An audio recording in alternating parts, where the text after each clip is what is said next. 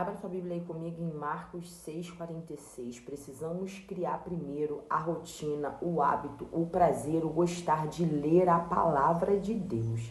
Muita gente não gosta, muita gente que é cristã não gosta da palavra de Deus, não gosta de ler, acha chato, acha complicado, acha difícil, mas isso daqui é sua bússola. Isso daqui é o que nos guia, isso daqui é o que nos guarda, isso daqui é o que nos livra, isso daqui é o que nos ajuda na caminhada com Cristo. Então pega a sua Bíblia aí sem preguiça e vamos ler lá Marcos 6, 46, 45, que vai nos dizer: E logo obrigou os discípulos a subir para o barco e passar adiante para o outro lado a Betsaida, enquanto ele despedia a multidão. E tendo-os despedido, foi ao monte para orar. E sobrevindo a tarde, estava o barco no meio do mar, e ele sozinho em terra.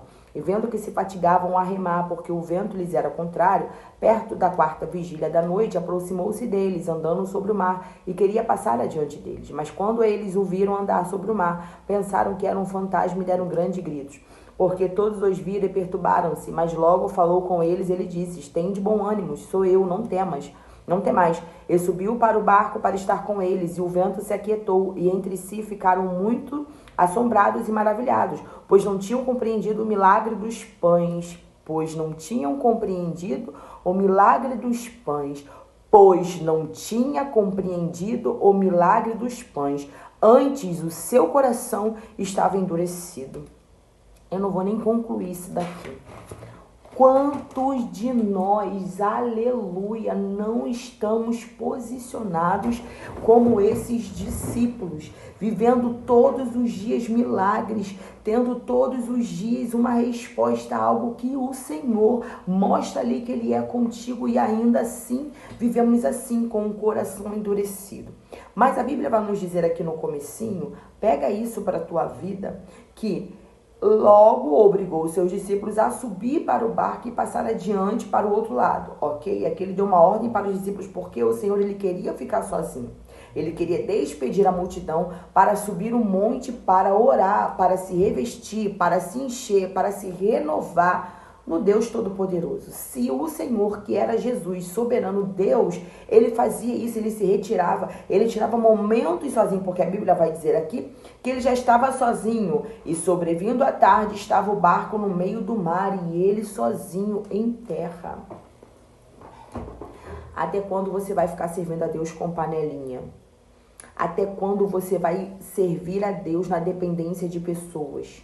Para você estar no culto, para você adorar a Deus. Porque na minha igreja ninguém fala comigo, porque eu sento lá e ninguém me cumprimenta, porque não tem ninguém para caminhar comigo. Eu não vou pro monte porque não tem ninguém para ir pro monte comigo. Eu não vou orar de madrugada porque ninguém buscar comigo. Até quando isso? Até quando a sua vida com Deus, ela vai depender de outras pessoas? Até quando nós vamos viver esse evangelho de superficialidade? Da gente dizer que temos vida com Deus, da gente dizer que conhecemos a Deus, mas não conseguirmos fazer a sua vontade. Até quando nós vamos viver sem crer nos milagres do Senhor, sem dar credibilidade ao que o Senhor faz? Porque aqui os discípulos tinham passado pela multiplicação dos pães, tinham passado por tantos milagres e sinais que o Senhor Jesus já havia dado, e ainda assim eles conseguem se espantar com aquilo que o Senhor estava fazendo. É bem verdade que o mundo espiritual para nós é novidade, é algo sombrio, é algo que a gente ainda não viu, mas uma vida com Cristo para você não pode ser algo desconhecido. Você não pode desconhecer o poder do Deus que você tem. Você não pode gerar no seu coração o que os discípulos geraram aqui: incredulidade, coração endurecido. Quantos hoje ainda na casa do Senhor, no altar de Deus, com um coração endurecido para muitas coisas? Coração endurecido para a vitória do irmão, para a conquista do seu próximo. Você não consegue se alegrar, você não consegue enxergar. Isso aí também, pô. Mas também porque fulano fez isso. Mas porque também fulano tem fulano de tal na família. Mas porque fulano tem um QI. Você quer desmerecer a conquista do seu irmão por meio da busca dele ao Senhor. Quantos com o coração endurecido na casa de Deus para ajudar o próximo, para pagar o preço? Qual foi o último dia que você orou pela vida de alguém? Qual foi a última vez que você levantou um propósito espiritual pela vida de alguém? Desde quando você não jejua pela vida do seu próximo? Você não faz isso porque o egoísmo vem na frente, porque você vem na frente, o seu eu vem na frente. As suas luzes, as suas conquistas, aquilo que você quer vem na frente. E você não consegue tirar parte do seu dia para se dedicar ao teu próximo, para se dedicar ao seu irmão. Irmão, vamos orar pela sua vida. Você tem orado mesmo? Você tem verdadeiramente se dedicado a isso? Quantos com o coração endurecidos para a obra do Senhor? Quanto com os corações endurecidos para ofertar a casa de Deus? Eu digo para você, a minha vida é o que é porque eu aprendi a ser dizimista fiel. A minha vida é o que é porque eu aprendi o poder da liberalidade nas ofertas. Aleluia, eu não estou falando aqui para você tirar tudo que você tem para você dar, mas eu estou falando de você ter um coração liberal. Aleluia, diante do Senhor, o coração. Não, mas realmente Deus ele não precisa de nada, nem da tua adoração, mas são os seus atos de fé, são os seus propósitos que você levanta com o Senhor e o Senhor ele vai te honrar. Aleluia. Eu já testemunhei aqui que a conquista do meu apartamento veio de uma oferta que eu fiz ao Senhor de R$100. E o que é R$100 para Deus diante de um apartamento próprio, para quem morava mais de 10 anos no aluguel? É o ato profético. Aleluia.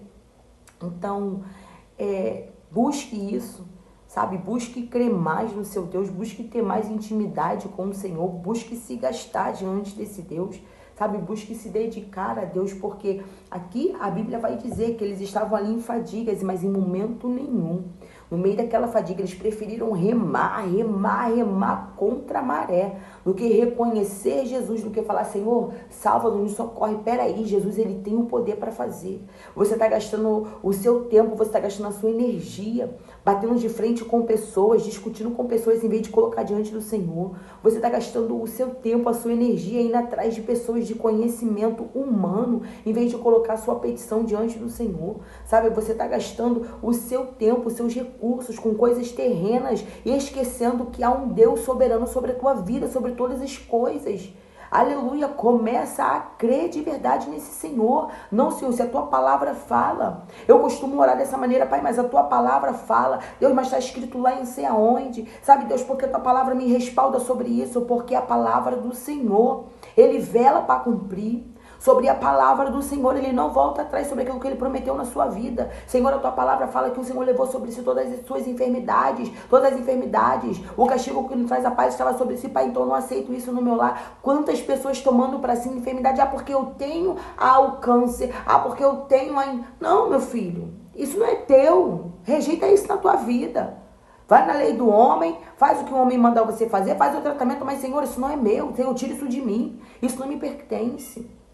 Comece a espiritualizar um pouco mais as coisas, sabe? Começa a enxergar Deus mais nos pequenos detalhes. Comece a glorificar o Senhor. Começa a fazer uma limpeza na sua vida. Começa, Senhor, peraí, aonde? Quais são as áreas que eu preciso mudar? Senhor, Tu és o Deus da multiplicação. Senhor, Tu és o Deus do milagre. E é esse Deus que eu quero para a minha vida. O Deus que muda história, o Deus que muda cativeiro. Senhor, eu quero a multiplicação sobre a minha casa, no pouco que eu tenho, sabe? Começa, aleluia, a se aprofundar. Começa, aleluia, a querer mais do Senhor, a querer conhecer mais desse Deus. Tira esse coração endurecido, um coração que você louva a Deus de lábios, mas as suas atitudes são totalmente controversas, sabe? Uma disputa, uma rixa, sabe? Afronta com os outros, aquele rancor no coração. Para de usar as suas redes sociais com o coração endurecido para querer atingir as pessoas. Busque atingir o inferno. Eu mudei a minha visão, eu mudei a minha mente, porque eu confesso que eu também nasci, era uma mulher afrontosa, sabe? E às vezes a gente quer usar até o reino, até a palavra para atingir. Não, eu quero atingir o diabo. Eu quero atingir o inferno. Quem não gosta de mim, paciência. Quem não crê que na minha mudança, paciência. Todo mundo gostava de Jesus? Não. Todo mundo acreditava em Jesus? Jesus, sendo Jesus, foi chamado de Beelzebu. Eles vão me chamar de quê? Mas o meu foco não são essas pessoas, o meu foco é Cristo, meu foco é céu, meu foco é bombardear o inferno. Sabe, é não manter o meu coração endurecido. Então pega isso para a tua vida. Limpa esse teu coração. Creia no Jesus de milagre.